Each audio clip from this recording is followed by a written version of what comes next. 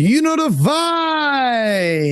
We're back. Welcome to another episode of the Hoop Genius podcast brought to you by NBA 2K24. Myself, Momunci, alongside the one and only Mr. BJ Armstrong. BJ, how you doing? Oh, Bo, it's great to see you. I miss you. We don't do it. We don't do the podcast here. Something's not right in my day. So I hear good to you. see your face. Good to see you too, brother. And talk a little hoop, and and get back to doing what we do. I can't go I can't go 4 or 5 days without talking to Mo. This is something doesn't seem right in my day now. I feel we've been away for a little bit. There's been planning a lot for next season. We're trying to grow this show, and we've got to lay some foundations down so that we can make this bigger and better for you guys next season. Been moving house and all this other stuff, so it's been a whole lot of a mess. So pretty soon you'll see a brand new studio behind me.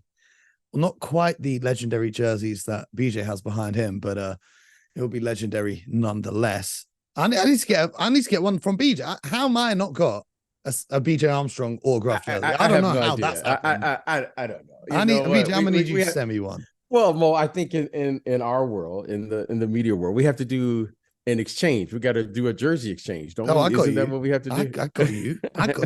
I got you. Isn't that what they do? Yeah, that's right. You got to exchange jerseys. That's right. That's right. But yeah, so we've been away for a little bit, but it's not been too bad because not too much has happened in the NBA world other than Damian Lillard's continued saga trying to force his way to the Miami Heat. The NBA sent out a memo telling teams that Dame would play for them if they traded for him. But that didn't really seem to encourage many trade talks. Not much movement on James Harden to the Clippers either. But what I wanted to talk about to start the show was Jaylen Brown's extension. I don't believe you've spoken about that yet, have we, B? No, we haven't. Congratulations to Jaylen Brown, who got the biggest contract in NBA history. Is that right? To date. So far. We say that every summer. Yeah, so we'll say it. This is the thing that I think people aren't realizing, okay? Jaylen Brown getting the biggest contract is timing and timing alone. It's not to say Jaylen Brown is the best player in the NBA, so we're giving him a 5-year, $300 million deal. It's the salary cap goes up every year, and the max salary is a percentage. I think it's 35% if you stay with your team of the salary cap, or 30% if you change teams. So other players who change teams aren't eligible for the 35%. They have to get a 30%. And then next year, you're going to see 320 million, 350 million. Then the year after, you'll see, I think it'll be Luka Doncic who gets the first 400 million deal. So congratulations to Jaylen getting his bag. What did you think of Boston paying to retain him? Well, Mo, I think the following. It's not so much what he gets paid. It's how do you replace a player that's that productive? Mm-hmm. Jaylen Brown is a very, very good basketball player. And then immediately we start looking at the numbers, and then we put these, well, if he's getting paid this much, then we should expect X, Y, and Z. The fact of the matter is this: Jaylen Brown is a really good player. All NBA. And whatever these players are able to do, just like the owners in this business of professional sports, and we just happen to be talking about basketball. These salaries are all, because of the following. They have partnered with these owners, and everyone's getting their piece of the pie. And when I look at a player like Jaylen Brown and others, I go, it's pretty good. And it's good because those players have put themselves in the position to be able to attain such a thing. However, before we start saying whether they deserve it or not, how are you going to replace that player? Mm-hmm. How are you going to replace that player? I also think, just on the topic real quick of players deserving contracts, I think, and it sounds crazy to say, a lot of the NBA players who are on the biggest salaries are underpaid. Like a Steph Curry, for example, he's brought more value to the Warriors organization than they have paid him in salary throughout his career. Because if you look at the valuation of franchises and how much that grows as an investment, especially when you have successful teams, the value that he's created for the owners of the Golden State Warriors far surpasses what they've paid him back in salaries. So there's more to it than just comparing it to other NBA players. Yeah, well, they go hand in hand. The players and the governors, they go hand in hand. They all work, and when they work together, everyone will get their piece of the pie. Now, the players are negotiating for the largest percent that they can get. The league is negotiating, and they've come to this, this cooperation that they have with each other to be able to grow the game. So congratulations to Jaylen Brown. Congratulations to the future players who will benefit from this current negotiation. Congratulations to the governors who are benefiting from this. Mo and BJ are benefiting from this. Content. The fans are benefiting from this. So they all go hand in hand. The great thing about the league is that when you understand your lane and how you fit into this puzzle, it's a beautiful thing because now you begin to work and you see the benefit of this. Ladies and gentlemen, boys and girls, this business is an incredible business. It's an incredible business structure, the way it operates.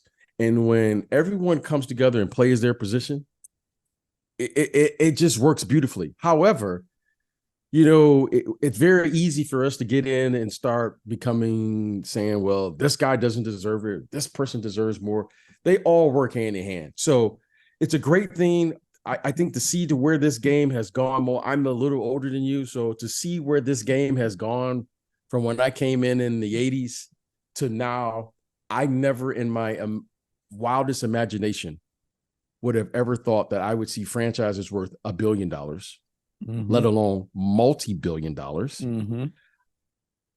Having friends now who have become owners in this business, governors in this business, and to be able to sell for billions of dollars. Yep. Not millions, billions of secure dollars. Secure the bag. Okay. Okay, secure the bag. And now you're seeing former players become investors in professional sports because everyone is benefiting from this growth. Media rights, television rights, PR, podcasts, gaming. Everyone is benefiting from this thing called professional sports. So it's amazing to watch. I don't know where it's going to go, Mo, but what I do know, it continues to head north. And it's continued to go further and further. And it's been amazing to watch. And I want to say this.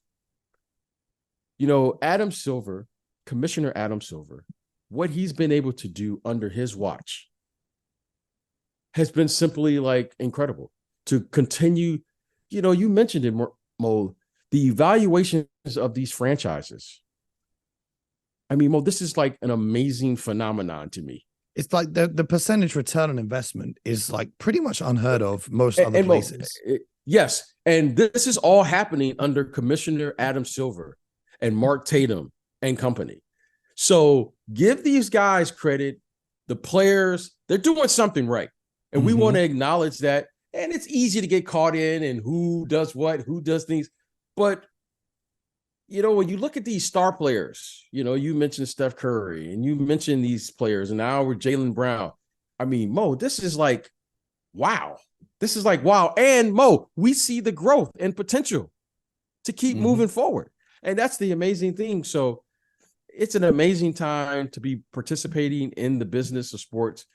And I'm just glad, Mo, you and I get an opportunity to talk about it and, yes, sir. and be at NBA events like we were a year ago there in Paris. And there'll be other events coming up. So let's just keep it moving, my friend. Yes, sir. Let's keep going. Let's keep doing what we do. And speaking of that, the Atlanta Hawks are reportedly strong suitors for Pascal Siakam of the Toronto Raptors. They've offered a package centered around DeAndre Hunter, AJ Griffin, and draft compensation to Toronto for Pascal. What do you think of that? I like it. I like the fact that Toronto appears to be now moving in the direction of saying we are going to retool. I think Freddie's you and I, well, I don't know, you and I both are fans of Masai. Yep. And now that Masai was not able to retain Fred VanVleet in free agency, I think now they're going to go into a full retool, which is great. I mean, I think that's the right thing to do for their organization at this particular time. You know, they lost a really good player in Fred VanVleet. You know, but the market, that's what the market demanded. So he was able to move forward. I love the fact when executives and teams say, here's our number and we're not going above that. I respect that. I respect that probably more than anything in free agency. Is when another team outbids you and you say, this is what we value him at, which may be different than another team. However, congrats to Fred VanVleet, but I think this is the right thing to do for Toronto. I think it's time to move forward, get off of Siakam, not because he doesn't fit. It's because I think where they are at as an organization and the timeline, it's time for them to move forward and begin to really concentrate, focus on the draft, and start to build around Scotty Barnes and company and move in that direction. Well, I'm glad you mentioned Scotty. I wanted to ask you, you know, he was Rookie of the Year, then he had a very tough sophomore season. What are your expectations from him for this year coming up? Well, you know, Mo, we always look for superstars and we love to say who's up next.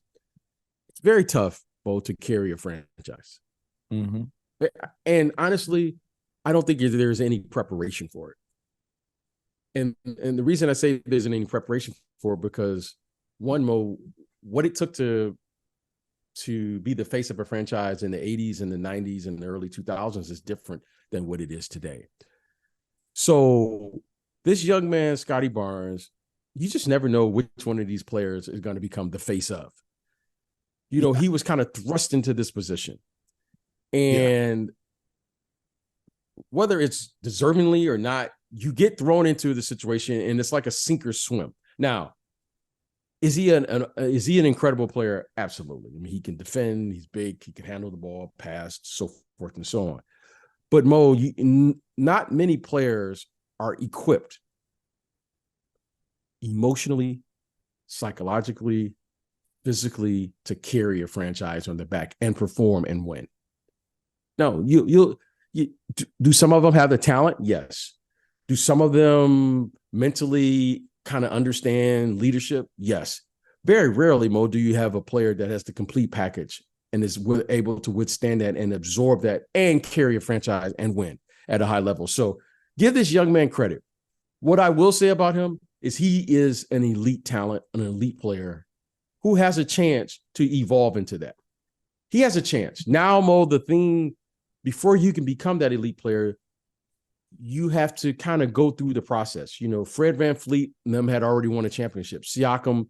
So there was a pecking order that had to happen. So we'll begin to find out. I think we'll begin to answer that question probably within the next 2 or 3 years. But make no doubt about it. He's a very talented player. I think he has tremendous skill. He has a nice skill set that I really admire because he's versatile. When you talk about a positionless player, I mean, Scotty Barnes is right up there. I mean, he can do a lot of different things on both sides of the ball. He's a great kid. From what I can see, he has a terrific work ethic. And I think in 2 or 3 years, Mo, we'll be able to honestly answer that question to find out if he's the number one option, number 2, or number 3. But I think he falls somewhere in between there. But his potential to be the number 1 player, I think we all can see that. Yeah. Well, if anyone's listening to this wondering why the offer for Siakam might be a little bit low compared to other offers that you get for other, you know, all-star caliber players, with all due respect to AJ Griffin and DeAndre Hunter, but it's because Siakam's in the final year of his contract. He's making $38 million, and then he's going to hit free agency. And he said that he wouldn't re-sign with any team that trades for him. However, you know, if you're the Hawks, you've got Trae Young, DeJounte Murray, you may have preempted this by moving off John Collins to now have that spot open for Siakam on your roster, excuse me. So how do you like the fit in Atlanta with Spicy P being there with Trae and DeJounte and Capella? Well, Spicy P, as they like to call him, Pascal is a really, really good player.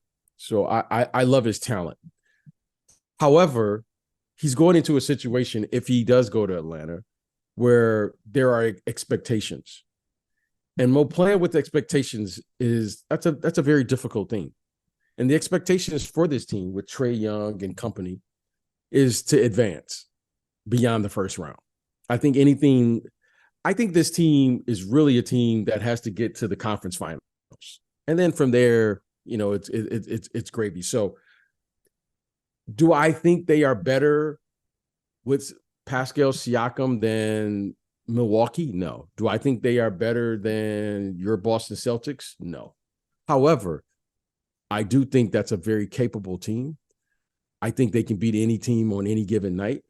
However, I just don't think they are better than the top two teams in the conference, but a very good team. I think that clearly puts them in the top 5 in the Eastern Conference, which is not a bad place to be in. But you know what? As you know, Mo, it's all about matchups. They, just as well as they could be in the top 5, they could also easily get upset with the wrong matchup, because it's not like having a Giannis or having a Joel Embiid or Jason Tatum, who now has clearly separated themselves. I think those are really good players. Mm-hmm. However, I don't know if they are the best players in the conference. And let's not forget about Cleveland. I mean, Cleveland, you know what? They're going to get better. Evan Mobley is going to get better, and Donovan Mitchell and those guys. I mean, they already have 3 or 4 all-stars in their starting lineup as is. Mm-hmm.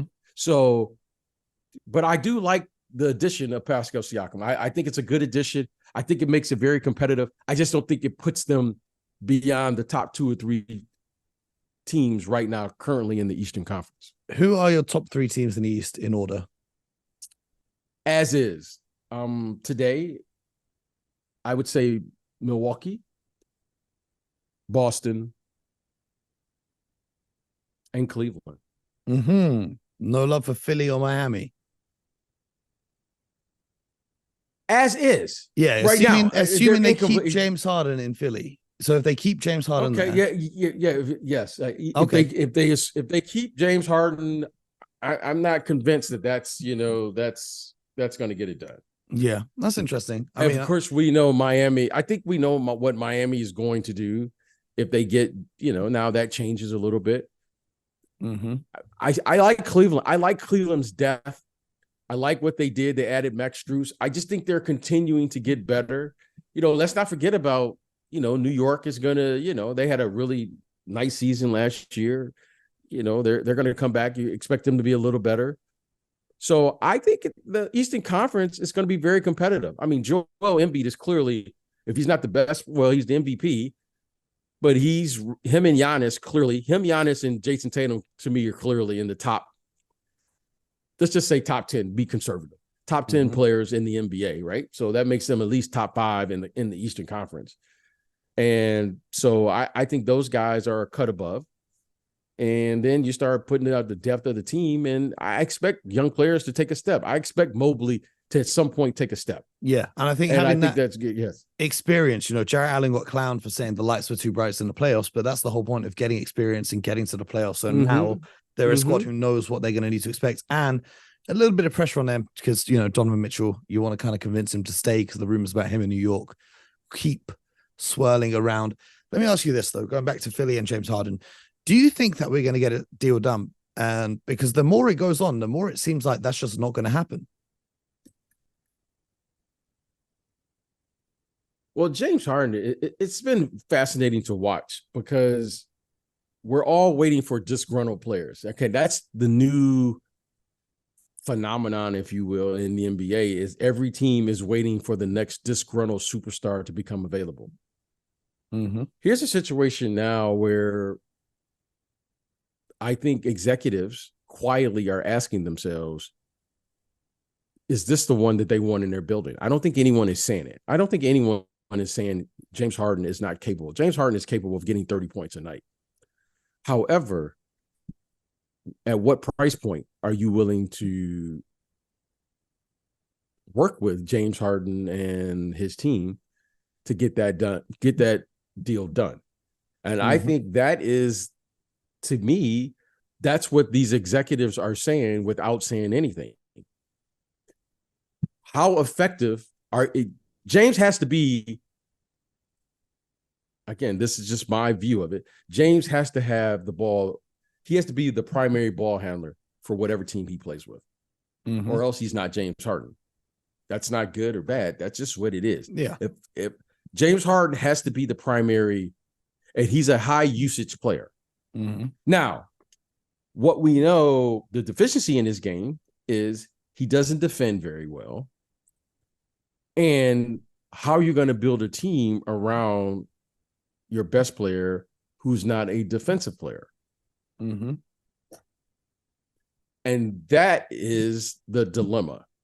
Because if you're going to build a team and he's going to be, let's just say when you're top 2 or 3 players, that means he's not going to be the usage player that he's going to need to be James Harden. I mean, this is a 30-plus score. Now, everyone wants a 30-plus score. However, you're going to need other things on your team if you're going to be, you know, a championship caliber team. So it's going to be interesting to watch, because if James is going to get a trade, then it'd be fascinating to see which team he goes to and what they get back in return.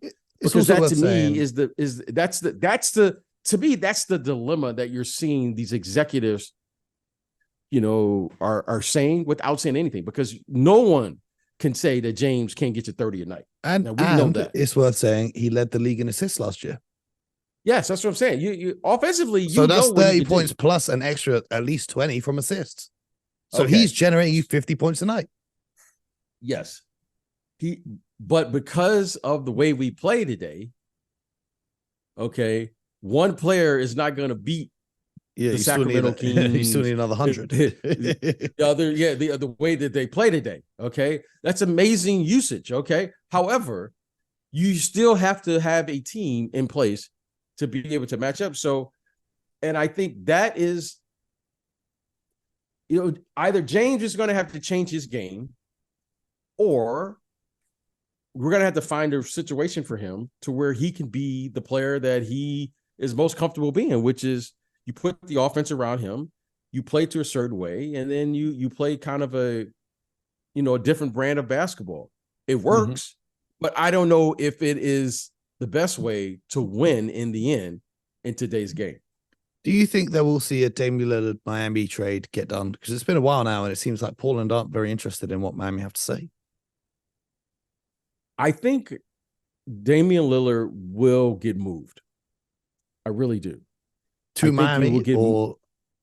Well, I think that seems to be his destination. However, I don't know if Miami, without the participation of another team, has enough to get a deal done. Okay. You know, as they say, Mo, it takes 2 to tango.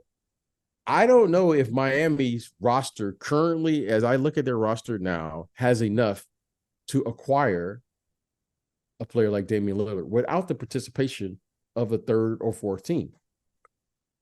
I'm not privy to those discussions, Mo. To get these deals done, they get very complicated. Not only financially, but players and what they're doing, and executives, the way they want to, you know, set up their franchise, not only for the current way the team is built, but for the future.